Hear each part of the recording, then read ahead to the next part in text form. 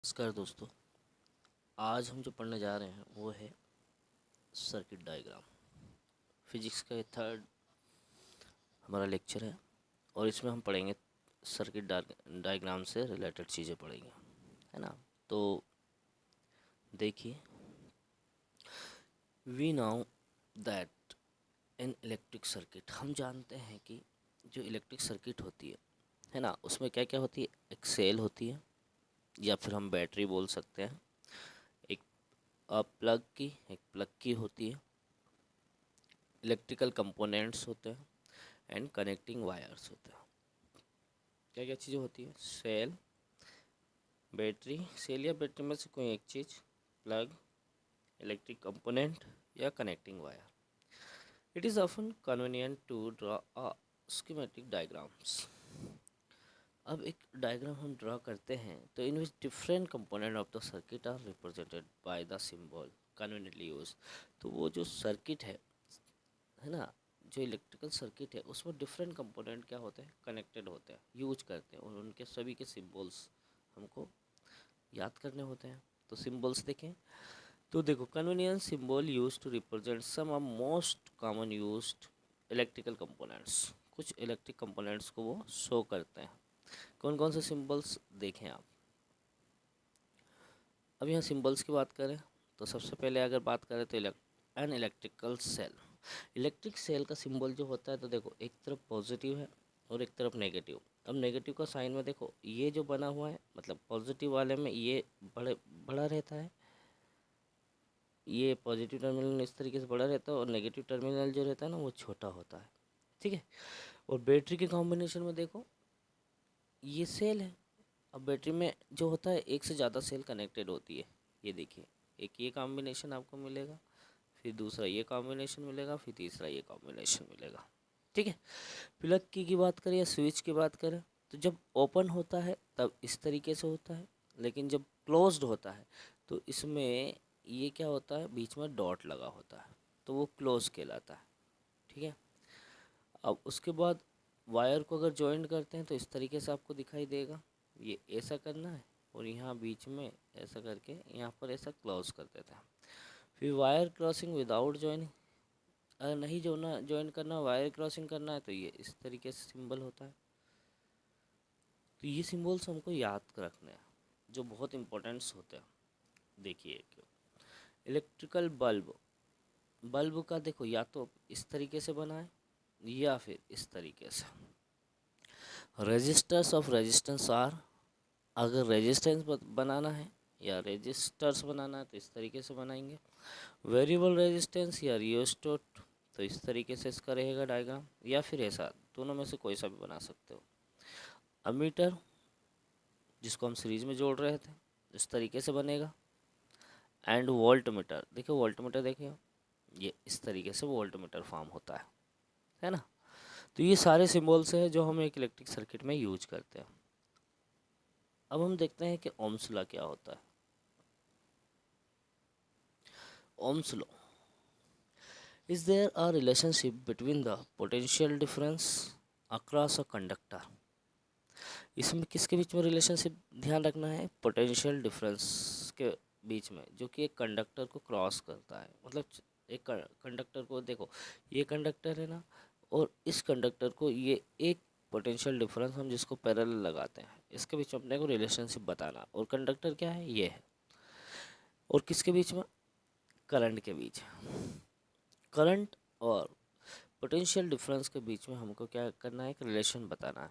इसके लिए हमको क्या करना है, एक एक्टिविटी परफॉर्म करना है। क्या करना है, एक एक्टिविटी परफॉर्म करना है। देखिए, set a circuit as show in figure, एक सर्किट को सेट करना है। देखिए ये क्या रखेंगे हम, सबसे पहले एक कंडक्टर लगा देंगे, रेजिस्टेंस लगा देते हैं, और उस कंडक्टर को में पैरेलल इस तरीके से पोटेंशियल डिफरेंस रख देते हैं, और ये अमीटर जो है इसको सीरीज में लगा देते हैं। एंड की, ठीक है। और यहाँ सेल या बैटरी हम यूज कर लेंगे जितने भी वोल्ट की है। जब करंट फ्लो पॉजिटिव टर्मिनल से नेगेटिव टर्मिनल की ओर जाता है तो करंट इस रेजिस्टेंस कंडक्टर से होते हुए जाता है और उस कंडक्टर को में कितना पोटेंशियल डिफरेंस जनरेट हुआ वो इसको हम वोल्टमीटर से काउंट कर लेते हैं। ठीक है, तो set a circuit X Y, एक नाइक्रोम वायर है ये देखिए एक्स वाई, ठीक है, जिसकी लेंथ कितनी है 0.5 मीटर है। उसके बाद अमीटर है, वोल्टमीटर है और सेल है 15 वोल्ट की। ये जो सेल दिख रही है 15 वोल्ट की है। नाइक्रोम क्या होता है? Nichrome is an alloy of निकल, क्रोमियम और मैग्नीज। निकल, क्रोमियम और मैग्नीज, ये तीनों से मिलकर क्या बनाया गया है? नाइक्रोम। और नाइक्रोम क्या होता है? एक एलॉय होता है। एलॉय समझते हैं, जिसमें एक से ज़्यादा मेटल से मिलाकर जिसको बनाया जाता है। First use only one cell as an source in the circuit. पहले हम पहली सेल का उपयोग करेंगे एनर्जी के सोर्स के फॉर्म में, ठीक है। Note the reading in the ammeter आयो, इस अमीटर में हम रीडिंग नोट करेंगे फॉर द करंट, किसके लिए? करंट के लिए। And reading of voltmeter V, और वोल्टमीटर से भी रीडिंग नोट कर लेंगे, किसके लिए? पोटेंशियल डिफरेंस के लिए। नाइक्रोम किसमें? Cross the nichrome wire X Y in the circuit, और फिर एक टेबल में हम इसको नोट कर लेंगे। नेक्स्ट, कनेक्टेड टू सेल, अब दूसरी सेल को कनेक्ट करते हैं सर्किट में, और फिर इसी तरीके से अमीटर और वोल्टमीटर से हम रीडिंग नोट कर लेते हैं, ठीक है, और फिर टेबल में नोट कर लेते हैं। अब देखिए ये सीरियल नंबर हमने रखा 1 2 3 4, और यहाँ पर नंबर ऑफ सेल, पहली सेल का हमने देखा करंट कितना गया, वोल्ट में यह पोटेंशियल डिफरेंस कितना आया है, और दोनों का रेशो कितना है वो काउंट कर लेते हैं। इसी तरीके से सेकंड सेल को कनेक्ट करा तो उसमें देखेंगे, थर्ड सेल में देखा और फोर्थ सेल में देखा। इस तरीके से हम क्या करते जाते हैं? कनेक्शन करते जाते हैं और रीडिंग नोट कर लेते हैं।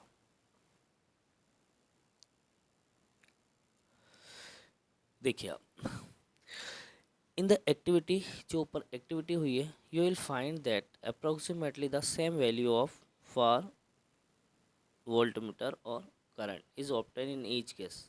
हर केस में सेम वैल्यू ऑप्टेन हो रही है। दस अगर हम वोल्टमीटर और करंट के बीच में एक ग्राफ लें, ये इधर हम क्या करें? करंट का यूज करें, और इधर क्या है? पोटेंशियल डिफरेंस का।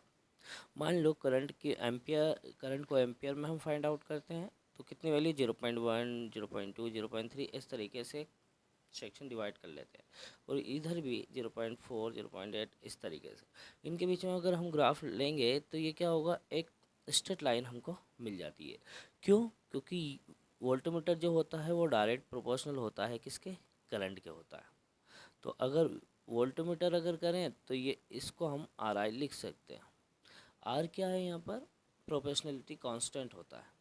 तो अगर हम इसकी वैल्यू निकालें किसकी? आर की, रेजिस्टेंस की, तो क्या हो जाएगा? वी अपॉन आई हो जाएगा, ठीक है। तो यहाँ पर हमने ये कौन था? ओम्स लॉ कौन था? तो अगर बात करें हम, तो 1827 में एक जर्मन फिजिसिस्ट जॉर्ज साइमन ओम, 1787 से 1854, उनका 1787 में बर्थडे है और 1854 में शायद डेथ है। तो उन्होंने किसके बीच में relationship between the current following in the metallic wire and the potential difference across its terminal, ये देखिए ये मेटेलिक वायर है और एक टर्मिनल ये है और दूसरा टर्मिनल ये है। इस टर्मिनल पे क्या करा? पोटेंशियल डिफरेंस फाइंड आउट करा और इसमें करंट को मेज़र किया, और इनके बीच में डिफरेंस बताया इसने। The potential difference V across the end of the given metallic wire in an electric circuit is directly proportional to the current through flowing through it, provides it temperature remain the same, this is called Ohm's law. इसे हम क्या कहते हैं? Ohm's law. देखिए आप, V direct proportional I, V upon I equal constant, constant R है तो we equal I R कर दिया। या फिर देखिए आर जो होता है वो कांस्टेंट होता है मेटेलिक वायर का, किसमें? टेम्परेचर में, जो दिया गया टेम्परेचर उसमें, जिसे हम क्या कहते हैं? रेजिस्टेंस कहते हैं। It is property of a conductor to resist the flow of charge through it, ये कंडक्टर की एक प्रॉपर्टी है जो चार्ज को उस कंडक्टर में फ्लो करने पर रेजिस्ट करती है। इट्स एसआई यूनिट इज ओम, इसकी एसआई यूनिट ओम है, इसलिए हम इसको ग्रीक वर्ड ओमेगा से रिप्रेजेंट करते हैं। तो आर इक्वल क्या आ जाएगा हमारा, वी अपॉन आई आ जाएगा। If the potential difference across the two end of conductor is 1 volt, अगर पोटेंशियल डिफरेंस दोनों कंडक्टर के दोनों टर्मिनल पर 1 वोल्ट है and the current through it is 1 ampere, और करंट भी 1 एम्पियर है, तो रेजिस्टेंस क्या हो जाएगा, then the resistance of the conductor is 1 omega. तो रेजिस्टेंस कंडक्टर का 1 omega, 1 omega it means 1 ohm. तो 1 ओम क्या होगा, 1 volt potential difference and 1 ampere current उसमें फ्लो हो रहा है। तो अगर करंट की वैल्यू भी आप निकाल सकते हो इससे, आई इक्वल क्या आ जाएगा, वी अपॉन आर आ जाएगा, ये करंट की वैल्यू आ जाएगी। तो it is obvious that current through a resistor is inversely proportional to its resistance. Current जो है वो इन्वर्सली प्रोपोर्शनल होता है रेजिस्टेंस के, और डायरेक्टली प्रोपोर्शनल होता है किसके, पोटेंशियल डिफरेंस के। If the resistance is double the current get in halved, अगर रेजिस्टेंस को डबल करेंगे तो करंट क्या हो जाएगा, हाफ हो जाएगा।